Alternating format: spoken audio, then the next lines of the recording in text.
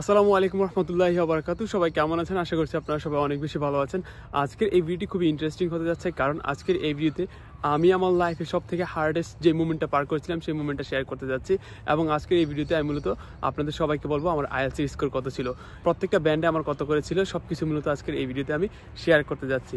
So definitely কোনো একটা দেশে যেতে হলে আপনাকে ভালো একটা স্কোর করতে হবে ইংলিশ প্রফিসিয়েন্সি টেস্টের উপর। যেটাকে আমরা আইএলটিএস হিসেবে ধরি, কেউ হচ্ছে পিটিই ধরি, কারণ এক একটা দেশের এক একটা রিকোয়ারমেন্ট থাকে। সো ফর এক্সাম্পল অস্ট্রেলিয়াতে আসার জন্য আপনি পিটিও দিলেও পারবেন এবং হচ্ছে আইএলটিএস দিলেও পারবেন। আবার হচ্ছে দেখা যায় ইউএসএ যাওয়ার জন্য আপনি ডুলিঙ্গো দিলেও পারতেছেন, বা কানাডাতে আপনি ডুলিঙ্গো দিয়েও কিন্তু যেতে পারতেছেন। বাট আমি আজকে মূলত অস্ট্রেলিয়া সম্পর্কে যেহেতু কথা বলতেছি, স্পেশালি আমি আজকে আইএলটিএস সম্পর্কে কথা বলবো এবং আমার আইএলটিএস স্কোর নিয়ে আপনাদের সাথে সব কিছু শেয়ার করবো। অলরাইট, সো আমি আইএলটিএসে ওভারঅল 7 পেয়েছিলাম। প্রত্যেকটা ব্যান্ডে হচ্ছে নো ব্যান্ড লেস দেন 6 ছিল, 6-এর নিচে কোনো ব্যান্ড ছিল না। কিন্তু এর মধ্যে একটা টুইস্ট ছিল। হ্যাঁ, আইএলটিএস 7 কিন্তু আমি এমনি পাইনি। ব্যাপারটা হচ্ছে কি, আইএলটিএস স্পিকিং টেস্টে আমার হওয়ার কথা ছিল যে অন ক্যামেরা, ভিডিও কলে, অনলাইনের টাইপের এরকম, কারণ এভাবে আমি প্র্যাকটিস করে আসছি। আর যখন রেজিস্ট্রেশন করেছিলাম তখন এরকমই ছিল। কিন্তু দেখা যায় যখন আমি পরীক্ষার হলে ঢুকলাম, তখন হঠাৎ করে আমাকে বললো যে তোমাকে face to face IELTS speaking টেস্টটা দিতে হবে। হ্যাঁ, ফেস টু ফেস কেন? আমি তো এতদিন প্র্যাকটিস করলাম অনলাইনে, প্রত্যেকটা মানুষের সাথে অনলাইনে প্র্যাকটিস করলাম। আমি এই মেন্টালিটি নিয়েই প্র্যাকটিস করেছি যে আমার মূলত অনলাইনেই হবে। বাট এখন আপনি জাস্ট 5 মিনিট আগে বলতেছেন ফেস টু ফেস হবে, এটা কোন ধরনের কথা? পরে কি করলাম যে ফেস টু ফেসই দিলাম। ফিউচার এটা ছিল আর কি আমার পরীক্ষাটা, ব্রিটিশ কাউন্সিলের আন্ডারে। সো একটা ওল্ড লেডি ছিল যে কিনা খুবই রুড ছিল, রুড বলাই যায়, হ্যাঁ রুডই বলাই যায়। ওনার হচ্ছে আপনার টাঙে স্লিপ করছিল, বিভিন্ন ধরনের কথাবার্তা যেগুলো আমার বুঝতে একটু কষ্ট হচ্ছিল। সো স্পিকিং টেস্টে আমি দিলাম।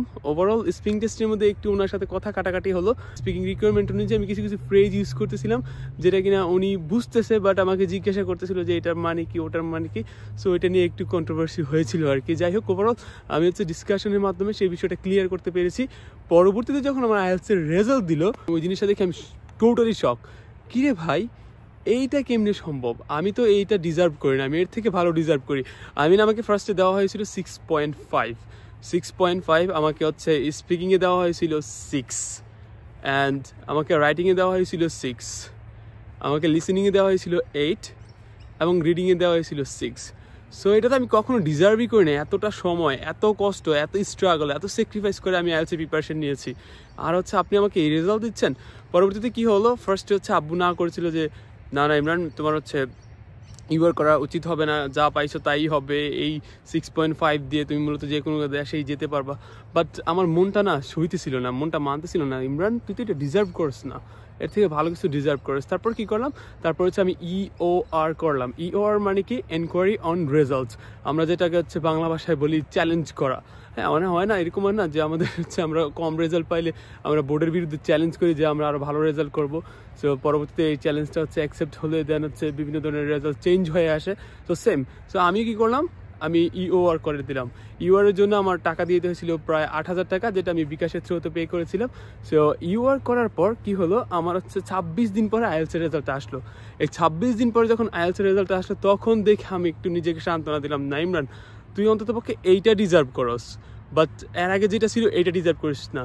সো এখন মূলত আমার রেজাল্ট 6.5 থেকে চেঞ্জ হয়ে 7-এ চলে আসে। আর স্পিকিংয়ে যেখানে আমাকে 6 দেওয়া হয়েছিল, পরবর্তীতে সেখানে আমি 7.5 পাই। 1.5 ব্যান্ড কিন্তু স্পিকিংয়ে বেড়ে যায়।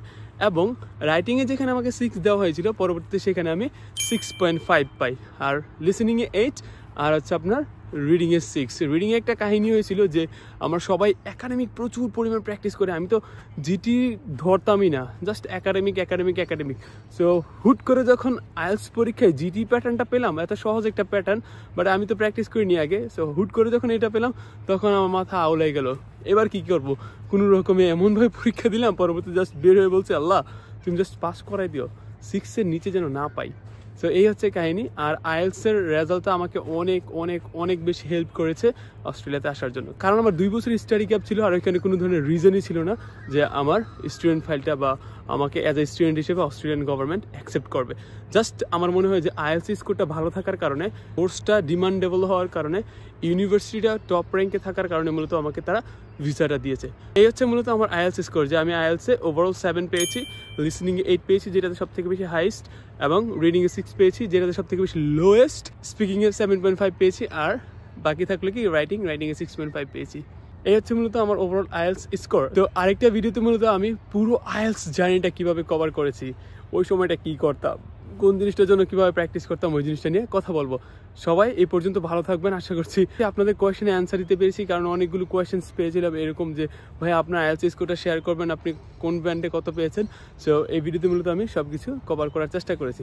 সবাই ভালো থাকবেন, সুস্থ থাকবেন, এবং দেখা হচ্ছে আরেকটা নতুন ভিডিওতে। আসসালামু আলাইকুম ওয়া রাহমাতুল্লাহি ওয়া বারাকাতুহু। আল্লাহ হাফিজ।